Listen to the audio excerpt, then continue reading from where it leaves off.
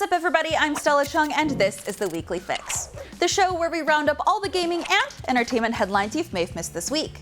Rockstar has responded to the massive GTA 6 leak from this past week, and prices and specs have been revealed for the Nvidia RTX 4090 and 4080. In the entertainment world, James Cameron claims to know why 3D TVs failed, and we deep dive into the latest episode of House of the Dragon. Hope you're having a wonderful day, and let's jump right into it.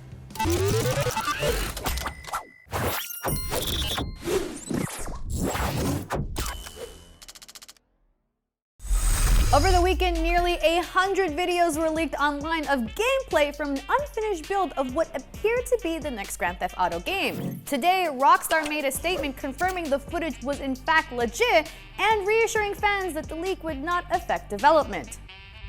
According to a Twitter post on the official Rockstar Games account, the team reportedly suffered a network intrusion by an unauthorized third party that was able to get access to confidential information and early development footage for the next Grand Theft Auto game. The post added, quote, "We are extremely disappointed to have any details of our next game shared with you all in this way.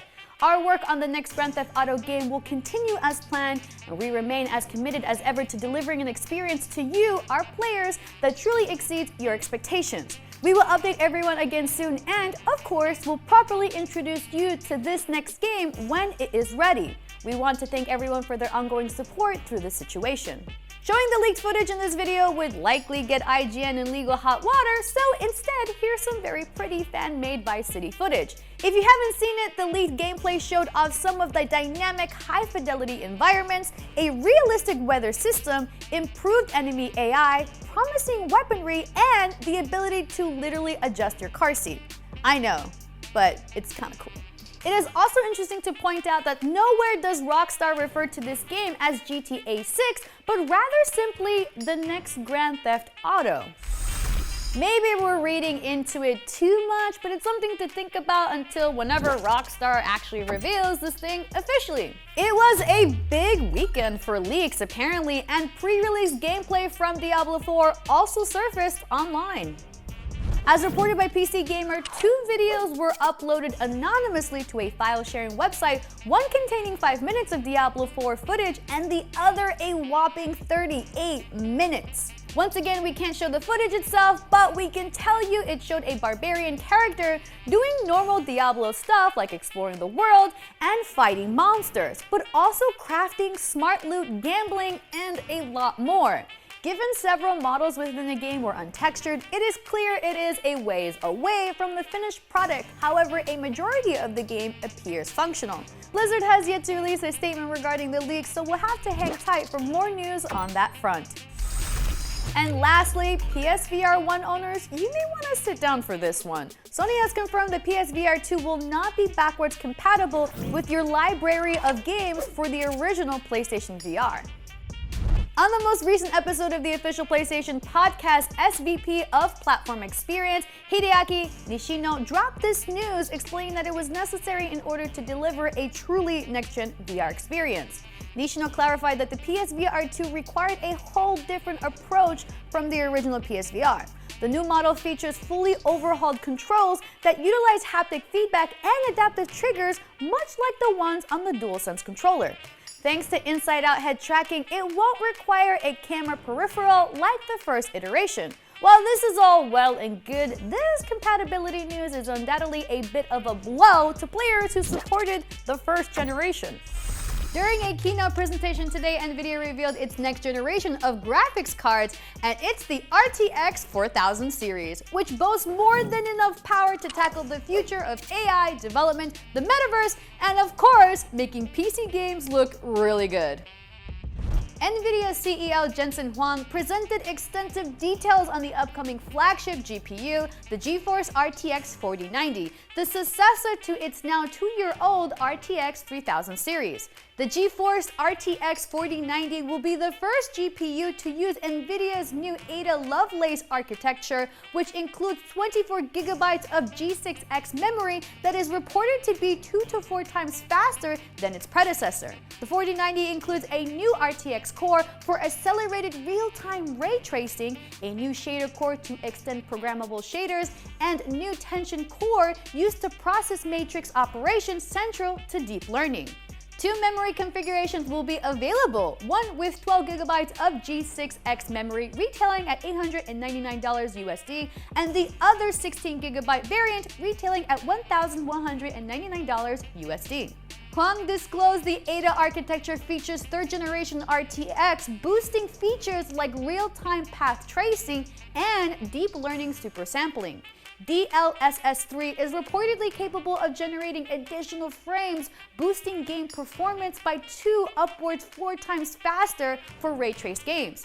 The Ada architecture also boasts an improved energy efficiency of over twice the performance of Ampere, which Huang calls a quantum leap for gamers that paved the way for creators of fully simulated worlds.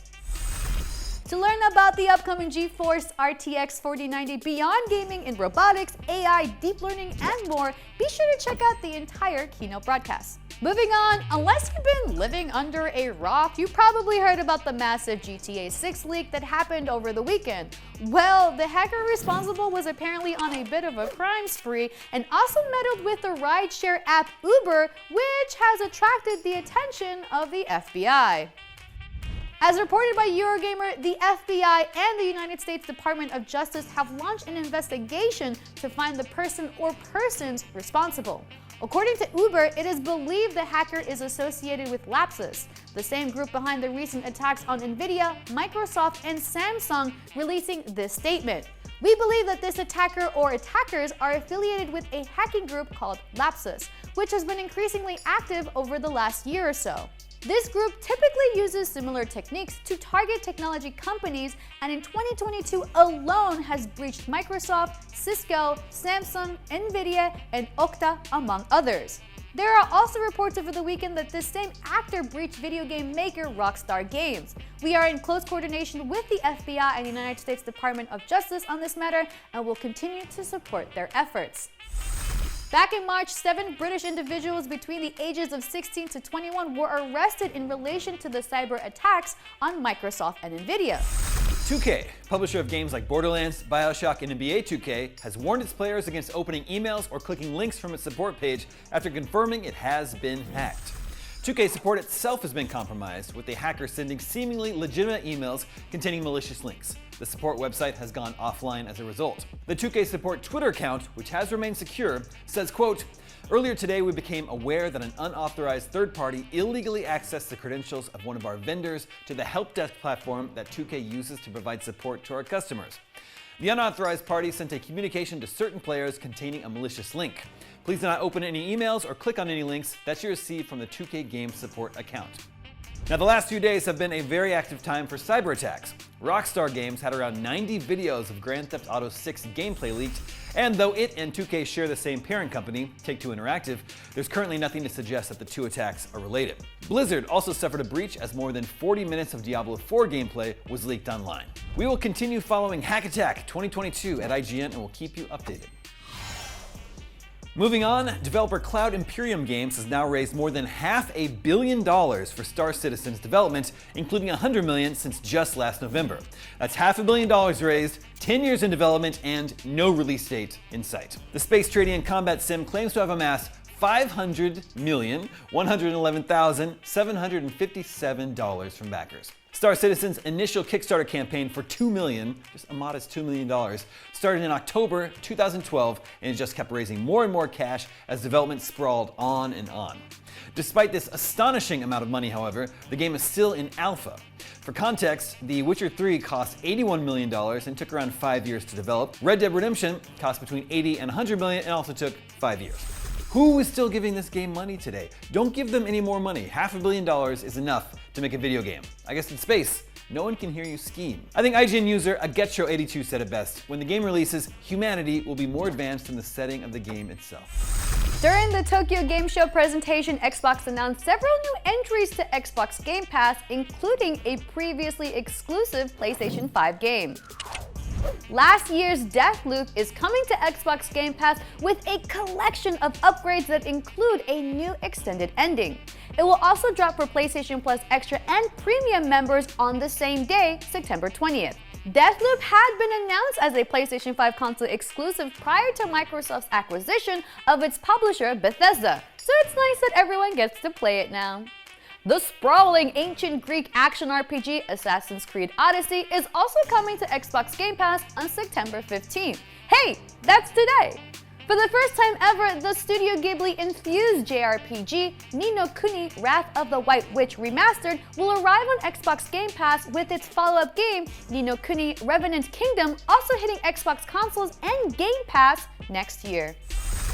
Those are just some of the games coming to the service, but there are a ton of other games arriving on Xbox Game Pass this month, like Disney Dreamlight Valley, Valheim, Grounded, and The Outer Wilds. So check out our full list of the games on our site. Moving on, we have an update on the Resident Evil 4 remake coming next year. During Capcom's showcase at the Tokyo Game Show, it was revealed that Resident Evil 4 will be coming to PlayStation 4. Up until now, it was only confirmed for next-gen and PC. Producer Yoshiaki Hirabayashi explained that the game was now in development for the last-gen PlayStation, but did not mention any Xbox One or Switch version. Hirabayashi added more details about the game would be shared during next month's Resident Evil showcase. Fans were also teased with a trailer for the upcoming Resident Evil Village Winters DLC that outlines 3 new features coming to the expansion. Players can look forward to a third-person mode for the game, the Shadows of Rose story that focuses on Ethan's daughter, Rosemary Winters, and the Mercenaries additional orders that bring additional characters like Lady D to the fan-favorite arcade mode. The trailer also covers news for the upcoming Resident Evil Village Mac version and Resident Evil Cloud versions. And speaking of Capcom, the publisher also unveiled a ton of new details about next year's hotly anticipated Street Fighter 6. During TGS, Capcom shared a new reel of gameplay that also showcased character customization and confirmed the return of series regulars Ken, Blanca, Dhalsim, and E Honda. The game's customization options showed off a ton of cosmetics, outfits, and appearances that allow players to personalize their fighter. This customized character will be the main protagonist in the game, traveling the world battling masters, or as the game's title would suggest, fighting random people on the street. Street Fighter 6 will come with a slew of modes, including a brand new one titled Extreme Battle that allows players to customize their own rules and battle requirements to create totally unique fighting experiences. The Battle Hub is another new addition to the game that allows players to walk around in an online space to sit down and play a game of Street Fighter within Street Fighter. Street Fighterception, anyone? Now, there's been a lot of back and forth between Sony and Microsoft regarding the pending Xbox acquisition of Activision Blizzard. Well, Sony may have even more to be upset about because Phil Spencer and company aren't done snatching up companies. Speaking with CNBC, Phil Spencer was asked if the company is going to pause any major acquisitions after the Activision Blizzard deal. Here's what he had to say. Yeah, I mean, you mentioned it, you nailed it. This is such a competitive market. I don't think we get to press pause on anything. Tencent is the largest gaming company on the planet today, and they continue to heavily invest in gaming content and game creators. Sony is a larger business than we are in gaming today, and they continue to invest when you look at the investments that we've made. It's a highly, highly competitive market. We strive to be a major player here. We want to deliver great content for our players, and we're going to remain active. So it's looking like Microsoft isn't done looking at other companies to add to the Xbox fold. Now, it's interesting to note that based on that quote, Spencer doesn't see Xbox as a major player in games, and it's something the company is striving for. Now, come on now, Microsoft, don't pretend you're the underdog here. They're only one of 3 companies with a major console on the market, and they are about to snatch up one of the biggest gaming franchises on the planet. Now, Xbox has arguably the most bang for your buck gaming subscription service on the market, and they've earned kudos from gamers for their consumer-friendly outlook on backwards compatibility. Now, they sound like a major player to me. I don't know, but whatever keeps you motivated, I guess. It's time to take a quick break. When we come back, Hellraiser has finally released its first reveal trailer, and James Cameron reveals why he knows 3D TVs failed. See you in a bit. Welcome back. We're deep diving into the latest episode of House of the Dragon, asking what Alicent's actions mean for the coming war. But before that, James Cameron is claiming that people aren't film geeks like himself, and that is a primary reason why 3D TVs failed. Let's find out some more on what exactly he means.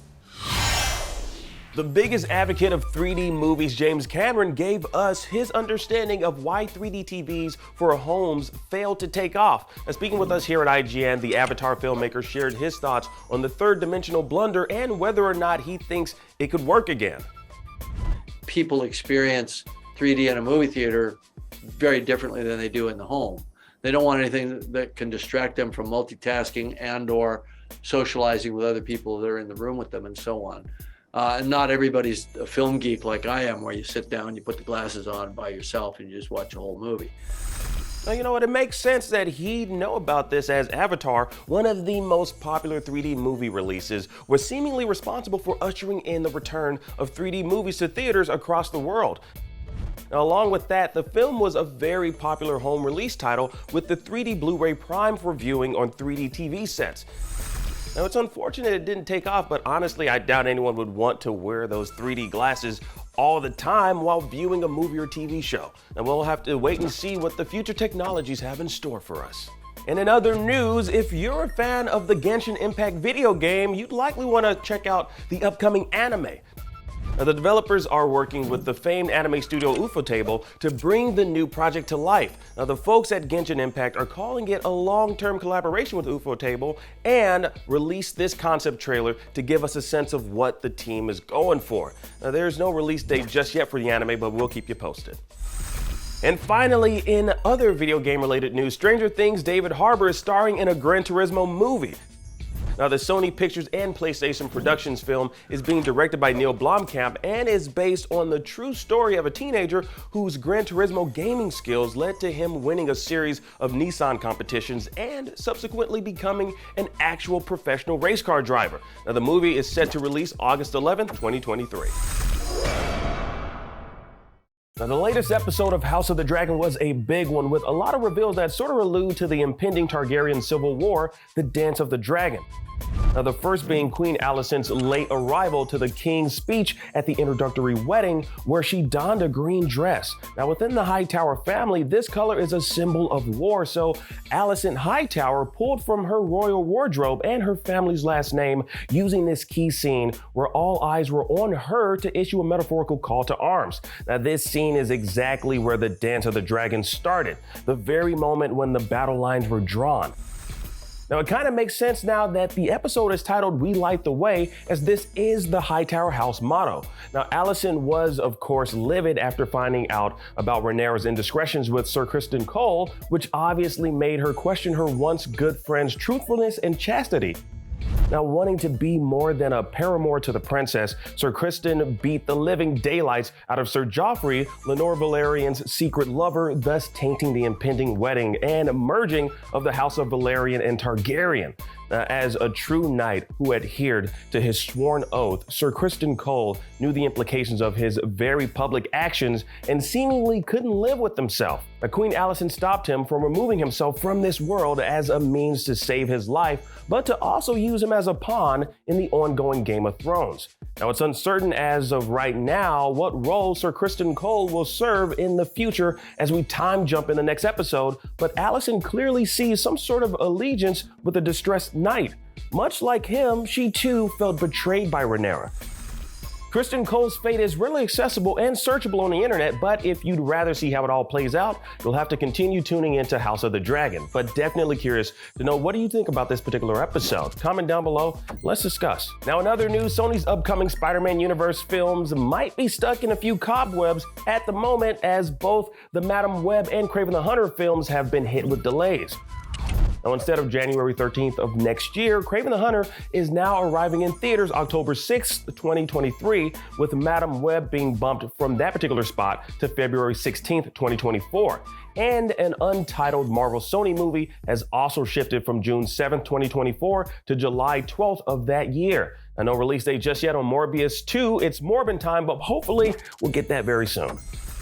And finally, a Constantine sequel is in the works at Warner Brothers, with Johnny Silverhands himself returning. Keanu Reeves will once again star as the magical demon hunter John Constantine, marking the first time in nearly 20 years we've seen him don the loosened tie and trench coat. And no release date just yet, but we'll keep you posted as soon as we know. Right now, we finally got an extended look at the brand new Hellraiser movie coming to Hulu next month, and there's a lot to unpack and break down.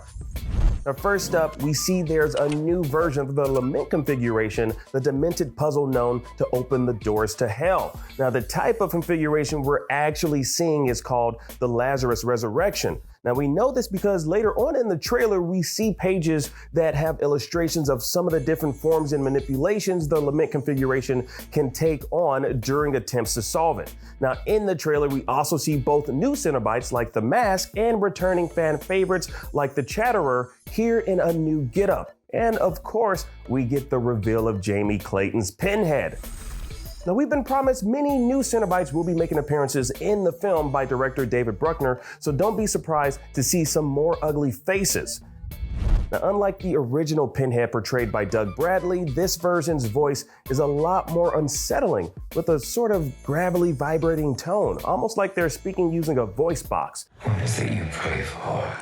Now, Clive Barker is returning to the franchise as producer on the film, so it'll likely have some of the classic horror elements that fans of the Hellraiser series have grown accustomed to, continuing the unsettling atmosphere created by the original director of the 1987 film. Now, Hulu's Hellraiser releases exclusively on the streaming platform October 7th. Now, in other news, Bane is out here in real life breaking backs. Now, first reported by The Guardian, Tom Hardy showed up as a surprise competitor in the 2022 Brazilian Jiu-Jitsu Open Championship in England and won. Now, competing under his real name, Edward Hardy, the actor swooped on in, kicked some butt, and took home the gold medal. Now, he went up against martial arts veteran Danny Appleby, who underestimated his competitors, saying, quote, "He's a really strong guy. You wouldn't think it with him being a celebrity." No, Mr. Appleby, you wouldn't think it. Like, what do you think? Jacked up muscular celebrities have like vanity muscles that don't actually work practically? I mean, like Eminem said, he got that venom in him. Eddie Brock is you, and I'm the suit, so call me Venom. Yeah, anyway, kudos to Hardy for taking home the gold. And finally, Crunchyroll is looking to recast the English dub actor of Mob in Mob Psycho 100 Season 3. It's rather unfortunate news for voice actor Kyle McCarley and anime fans, as Crunchyroll reportedly refuses to negotiate with SAG-AFTRA to produce the upcoming season on said union's budget. Now, McCarley made it clear in a YouTube video that Crunchyroll was willing to pay him on union scale, but the company wasn't willing to put it on a union contract. So it looks like someone else will be stepping into the role of Mob come October 5th on Crunchyroll. We all knew Lil Nas X has been making waves, but I don't think we expected him to bust into the gaming and esports world. On September 15th, Riot announced that Lil Nas X is the new president of League of Legends. With the 2022 League World Championship fast approaching, Lil Nas X will be creating the best world's anthem of all time. His words, not mine. And he'll also be putting on the biggest, coolest, and sexiest world in the history of all worlds. The anthem to be released is titled Star Walkin', which will debut September 23rd, just ahead of the start of Worlds in Mexico City, September 29th.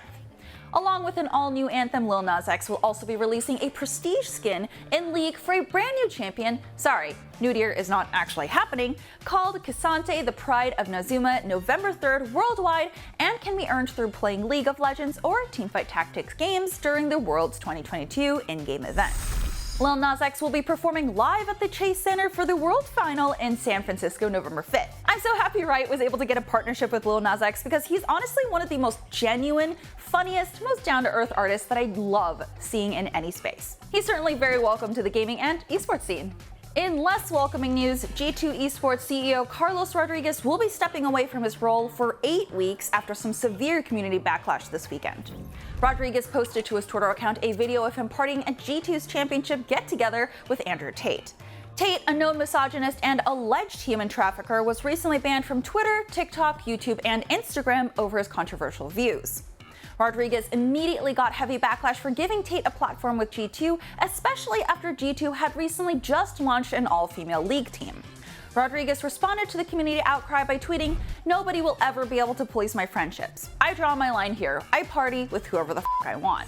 Many casters and community members of League and the competitive side expressed their disappointment and failure of G2 to deliver an inclusive sphere, an initiative G2 has been pushing. Yesterday, G2's official Twitter account posted an apology statement that also read Rodriguez would be suspended for 8 weeks without pay and that this was mutually agreed by both parties. While this doesn't feel like a true fix or punishment, we'll have to see how things pick back up once Rodriguez is back in his role. Staying in the Riot world, Valorant's 2022 champions saw Loud winning over Optic in the best of 5 grand final. Now with the 2022 season over, Riot Games was quick to announce the schedule for the Valorant competitive circuit in 2023. It'll be a kickoff tournament in Sao Paulo, Brazil, with all 30 international teams from around the world in February. This will replace the first split of the regular season for international leagues, then will be followed by a second split later in the year. This will conclude in March 2023, but there will also be other tournaments prior to the VCT in 2023 as well. So basically, there's a ton of Valorant to be seen for the future with this new format, so you don't have to wait long before you've got almost too much Valorant to watch. I'm Stella Chung, and that was your weekly fix. We'll be back here next Saturday with more of the biggest gaming and entertainment news of the week. See you then.